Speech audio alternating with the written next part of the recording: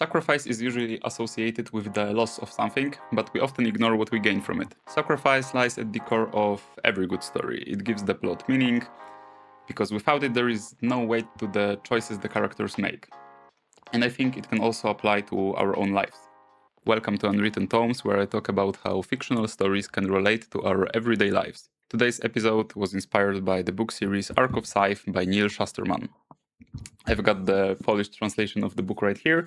It has a different cover than the English version, and it might use some different terms for the same things. So just in case I call, I don't know, scythes reapers or something like that, then that's why. So let's start with a quick summary for those who might have not read the book. The plot of Scythe takes place in a futuristic world where AI and technology got so advanced that people stopped aging, people stopped dying. The entire world is governed by a supercomputer, a super intelligent supercomputer, and not in a dystopian way, in a utopian way. It's all compassionate and serves its purpose well.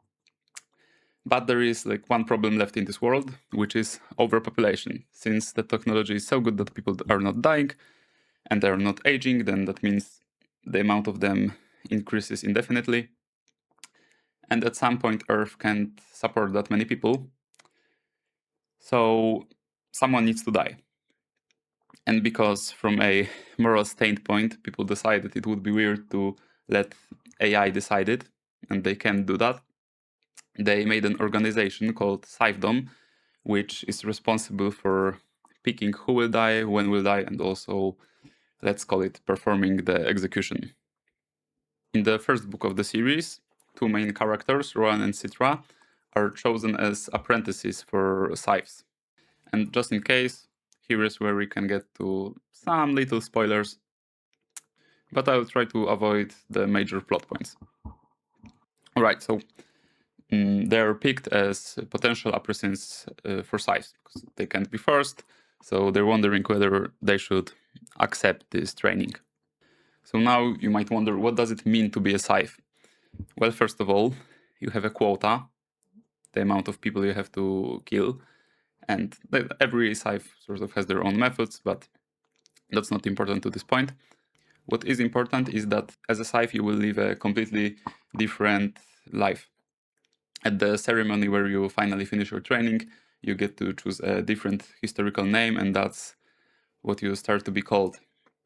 And also, I mean, you are allowed to have contact with your old family, but in this new life, you sort of distance yourself from regular people, because it's unlike any other job. And also, yeah, I forgot, the main point is that you can't just resign.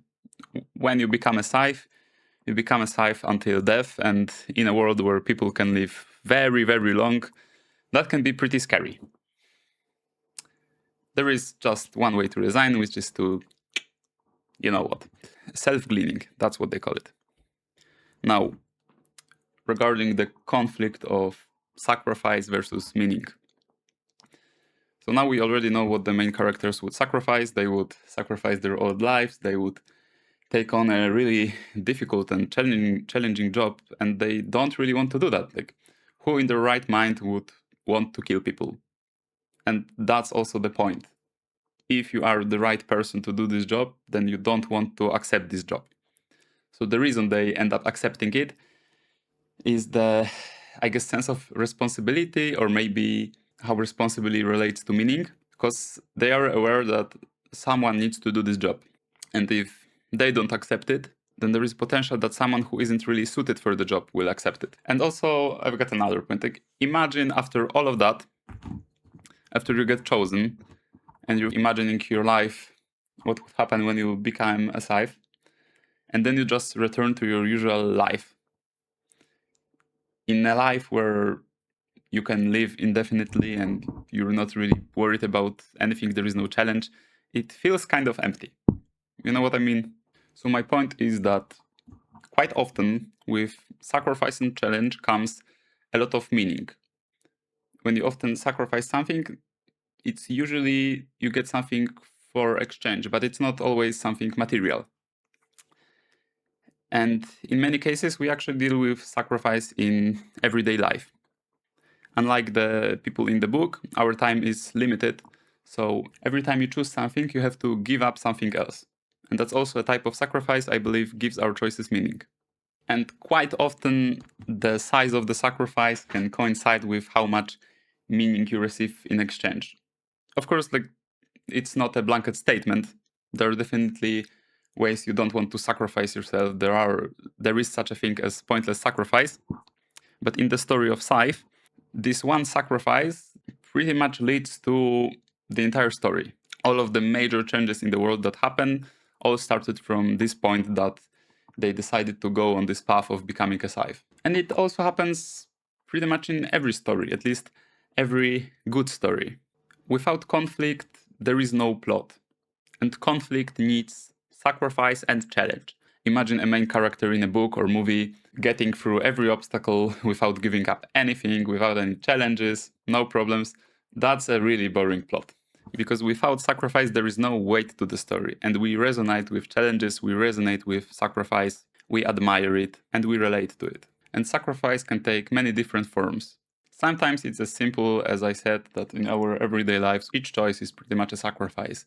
Another thing is the things bigger than yourself, like martyrs, like people who sacrifice themselves for family, who sacrifice their lives for some greater purpose of improving the world, and stuff like that. I'm sure you can also find many similar themes in books, in stories, and many that I haven't even thought of yet. But I want to keep the deeper exploration of the topic for the book I've been planning to write. So to sum it all up, there are many scenarios where sacrifice adds quite a lot in our lives.